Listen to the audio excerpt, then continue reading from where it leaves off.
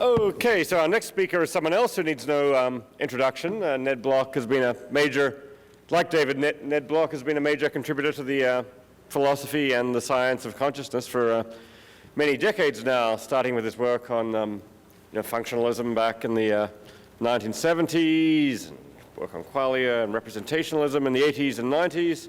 Increasingly in the last couple of decades, connections to the science of consciousness. So his famous paper in the Behavioral and Brain Sciences in the 1990s on a confusion about a function of consciousness has been extremely influential in clarifying, distinguishing notions of consciousness, phenomenal and access consciousness in the consciousness community. And in recent years, he's been focusing a lot on connections between consciousness, attention, and representation. I believe, in fact, there's a book on those things that's going to be coming out one of these days. Ned's also got, Ned's also been, of course, closely involved with, been to the Tucson conference many times, been closely involved with the ASSC, and we're actually in the process of setting up a mind-brain center at New York University that Ned and I are going to be co-directing, which hopefully will have a number of activities relevant to consciousness stuff going on. In recent years, Ned has been, in the last couple of years, Ned has really been engaging the higher order thought theory in detail. I published an article on analysis called "The Higher Order Thought Theory of Consciousness is Defunct." Now, as I said to Ned at the time, it's a very bad move if you want to, render a theory defunct to publish an article saying so, because then just a whole bunch of people are going to reply, and then reply in turn, and suddenly the theory is much less defunct than it was upon starting it. I guess we'll see another instance of that today, but anyway, so it's a pleasure to welcome Ned Block.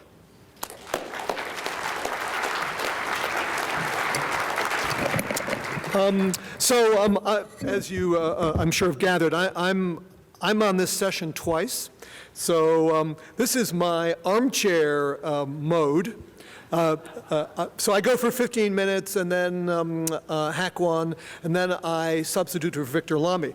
However, I do feel that although I'm doing the armchair stuff now, I should say something about the point that Bill Faw made, because it's going to set up the So Bill mentioned that his students can get, so you have the Sperling array, that they can get 3 or 4 from any given row, showing that somewhere in the visual system there has got to be high capacity representations. You must be representing most of the, for example, 12 things in the array.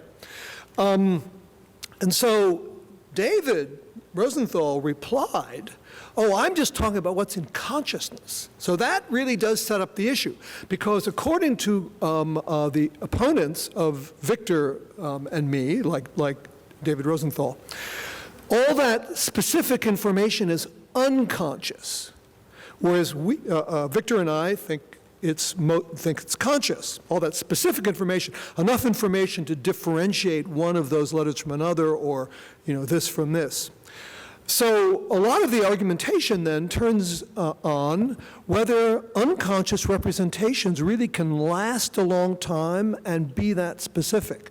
But that's the topic for my next 15 minutes. So let me now move to, so I'm talking about 2 forms. So I'm not going to talk about my own theory, except kind of in an indirect way. Instead, what I'm going to be contrasting is 2 different higher order theories. So the 2 theories are the one on the left, which is a probabilified version of the standard higher order thought, the idea that what makes for a conscious state of seeing redness is a higher order thought to the effect that it's very likely that I see redness at 2 o'clock. By that I mean the clock face, 2 o'clock in the upper right corner. And then there's a first order state of representing redness at 2 o'clock. So I'm going to contrast that with what I call a pointer theory. This is actually a theory that Hakwan has favored in a couple of papers, which is that the higher order state is just probability more than 0.8 of, and then a pointer to the redness.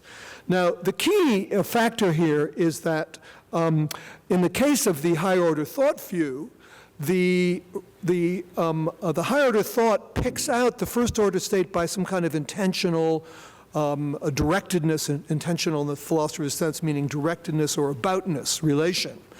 Whereas the pointer picks it out by an internal relation. So a pointer in a computer simply has the number of the register of the thing pointed to.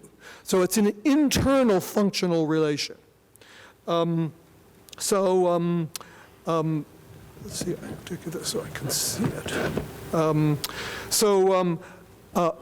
Now I'll say a few things about the advantages that accrue to both theories. So first of all, they both have a demystifying account of, as David Rosenthal mentioned, of what the difference between a conscious and an unconscious state is. It's just what makes a state, if a state becomes, say we have an unconscious sensation of red and it becomes conscious, that higher order state just comes in. And the same advantage accrues to both the pointer version and the thought version. Now, let's see, what is this? In that respect, the two views are tied. Now, I think this is too demystifying because I think that I believe in the explanatory gap. I think that we simply do not have an answer to the question of why the neural basis of a conscious state is the neural basis of that conscious state as opposed to some other one or none. So this seems to me to be too demystifying. I think we should be just as demystifying as we have the right to be. But nonetheless, these two are equally demystifying in that regard. Now, one motivation for the higher order view is that, David expresses, it says that no mental state is conscious if one is wholly unaware of being in that state, and that seems to be a laudable view, and it also is a view that that is an advantage of a view that no one has mentioned so far, which is the self-reflexive view of consciousness, that each state involves a reflection on itself. So that view says that any conscious state involves an awareness of itself without any higher order thought or higher order pointer being about it. I think many views can accommodate this, but so can these two. So it's a tie there. Now, David mentioned a few times that it should be a condition on a theory of consciousness that it explain what the difference is between consciousness and non-consciousness. Now, I don't think that either the higher order thought or the higher order pointer view succeed in doing that. And I think no theory succeeds in doing that at the moment because of the explanatory gap that I mentioned. And let me just describe why. So what is it that makes a pain a conscious pain? Well, it's the thought about it, according to the thought version, or the pointer, according to the pointer version. But what makes that thought conscious? Well, if there's another thought about that thought. But what makes that last thought conscious is another thought about it. And eventually you run out because you can't keep having thoughts about pain. So higher order thoughts in general cannot be conscious. But now we see that there's a problem. How is it that when you put an unconscious pain together with an unconscious thought, you get a conscious pain? I mean, what's the answer to that? I don't think the higher order thought or the higher order pointer theory has an answer. So I think ultimately they're left with an explanatory gap, just like every other theory of consciousness. And further, I should say there's a further problem, which is if somehow it's some kind of magic, generation of consciousness, then it looks more like a causal theory, that somehow you put an unconscious pain and an unconscious thought together and it generates consciousness. That looks more like a causal theory than it does like a theory of the nature of consciousness. Now, if the higher order thought view is just a trivial semantic view, we call them we call a pain conscious if there's a thought about it, then I have no objection. But if it's meant to be a substantive theory, then I think it simply does not answer the explanatory question. There's no explanation there. So moving back to the comparison, David mentioned the problem of what if the thought content is one thing and the first order content is another, like redness in the thought content, but greenness in the first order content. So there's a conflict on the higher order thought view. But in the pointer view, there's no conflict. And the underlying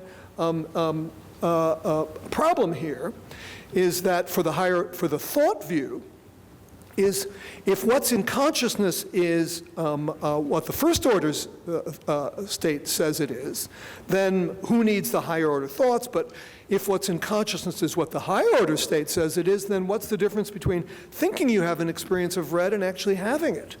So the big problem is in the higher order thought view, but not in the pointer version, that there's two contents. That's the difficulty, and the pointer version escapes that. So that's a big advantage to the pointer view. And as David mentioned, there's also a problem about what if the higher order thought says redness, but there's nothing there in the first order state. So this looks like a weird conflict. And Dave said, and he says here, and Josh Weisberg has also said, such confabulation also sometimes occurs with the qualitative state we are conscious of ourselves as being in. So erroneous hots will, in this case, result in there being something it's like for one to be in a state that one is not actually in. Now, if this sounds paradoxical, that's because it is. So just to take an example, a version of one offered by Karen Neander, imagine three triplets, one of whom is in agony, one of whom has the taste of chocolate, and the other of whom has no first order state at all. They all have the higher order thought that I am in pain, and according to the higher order thought view, they all have the same conscious state, the same consciousness, namely the pain consciousness, even though one of them is actually has the first order state of tasting chocolate. And this suggests that the higher order thought view is disconnected from why consciousness matters. Well, okay, maybe I'll leave it at that. So in this case, the advantage goes to the pointer, which does not have this problem. So here's another problem that I've raised a few times. What if the higher order thought says, probably I'm seeing color at a certain location? Is that a conscious state you can have of just seeing color? So that, again, is an advantage to the pointer. But what if the higher order state says, higher order thought is, I'm seeing red and not seeing red? Again, the pointer view doesn't have this problem, and that's an advantage to it. Now, what exactly is the problem here? Well, here's a way of seeing what the problem is. It's not so much that it's implausible that you can have an experience of red and not red, or you could have an experience of seeing a color without any specific color. It's this. Consider the following higher order thoughts. I'm having an experience of scarlet. I'm having an experience of red. I'm having an experience of red and green all over at the same time. I'm having an experience of color. I'm having a visual experience. So the question arises as to which of these higher order thoughts corresponds to a possible conscious experience. And I doubt that all of them do. I doubt that red and not red is a possible conscious experience. I doubt that just having a visual experience corresponds with no specific detail, corresponds to a possible conscious experience. But that isn't really the problem. The problem is that whatever the answer is, it's not to be found in the cognitive thought system. It's to be found in the visual system. So the higher order thought view, which can't allow that you need to look in the visual system to answer this, because what's in the visual system doesn't matter according to the higher order thought view. It's what's in the thought system that matters. Whatever's in the thought system determines consciousness according to them.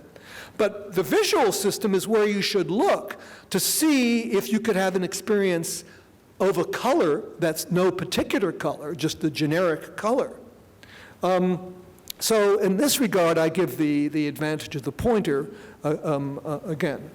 And I just quoting David, since thoughts can have any content whatever, higher order thoughts can make us conscious of perceptions in respect of all the mental qualities of a perception, whatever their modality.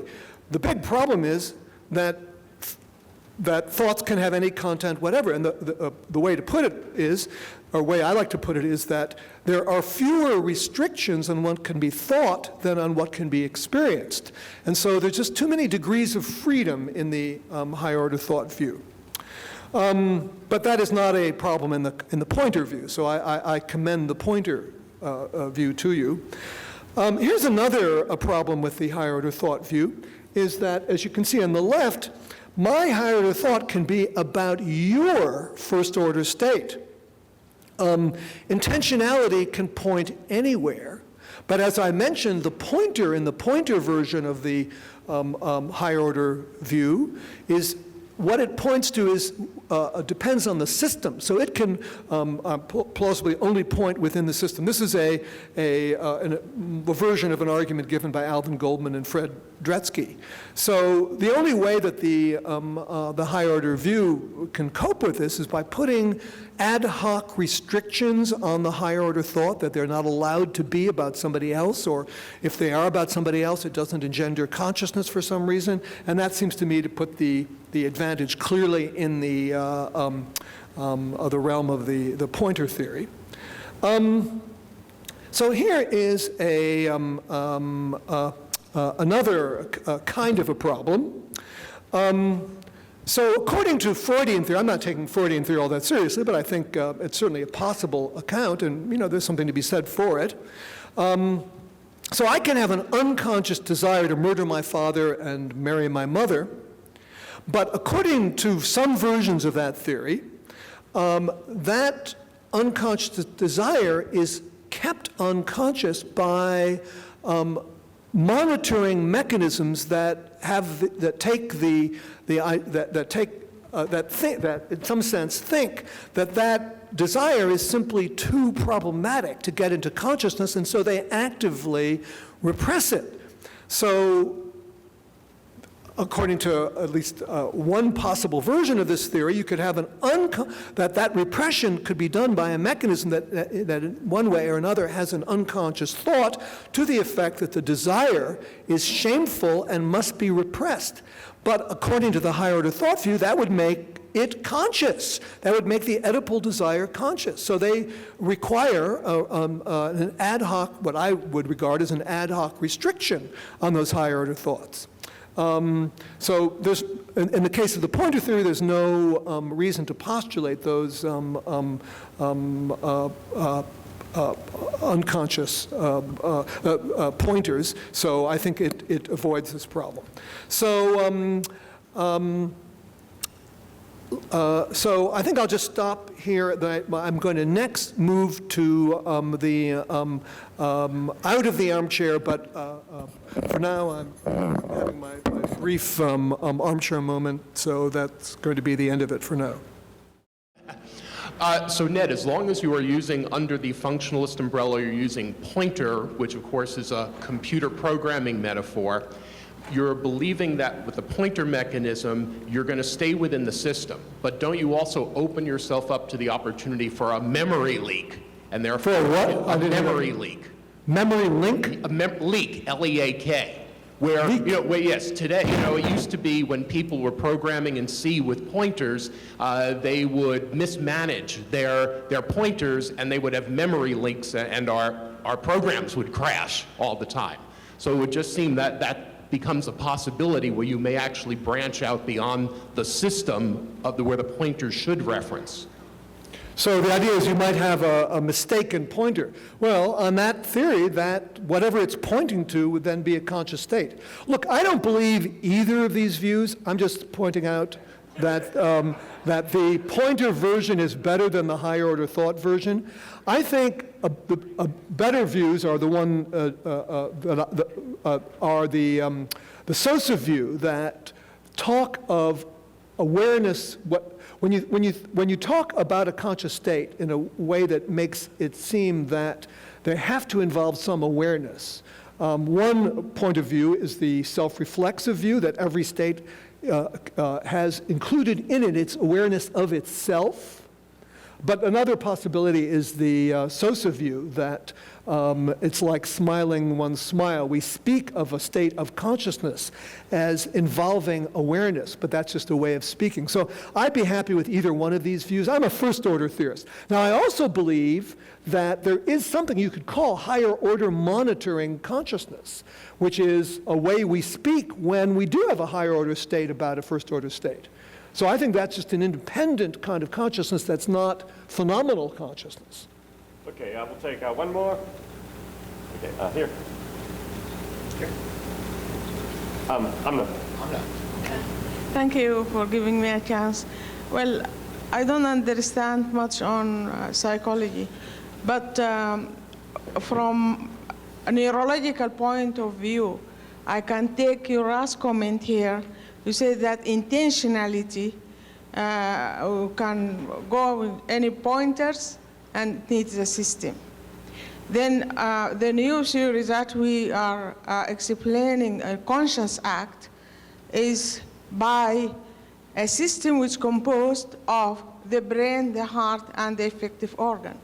This makes a closed system in which intention is the focal point, and which is trigger a conscious act by signaling information from the heart to the brain, and the feedback mechanism will produce a conscious act. And here is what emerges is a conscious state.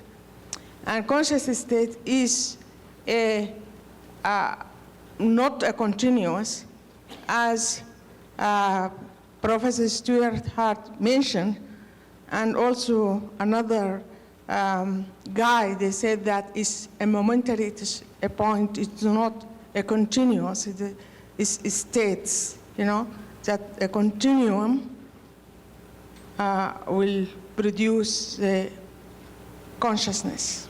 Thanks. So I'm not sure I got all of that, but one part of it is that there's a continuum of consciousness. And that the higher order view, I guess, can't accommodate that, which seems to me to be right. The big problem with the higher order view is it imposes a grid of, well, certainly in the case of the higher order thought version, it imposes a grid of conceptualization on the first order state. So I think the first order consciousness, first order phenomenal consciousness is much richer than the higher order view of consciousness can acknowledge, because from the point of view of the higher order theory, consciousness is only as rich as our concepts of it. And I think our concepts of it are relatively sparse. So I guess to the extent that I understand, I completely agree. I think consciousness is richer than the higher order view would acknowledge. Thank you.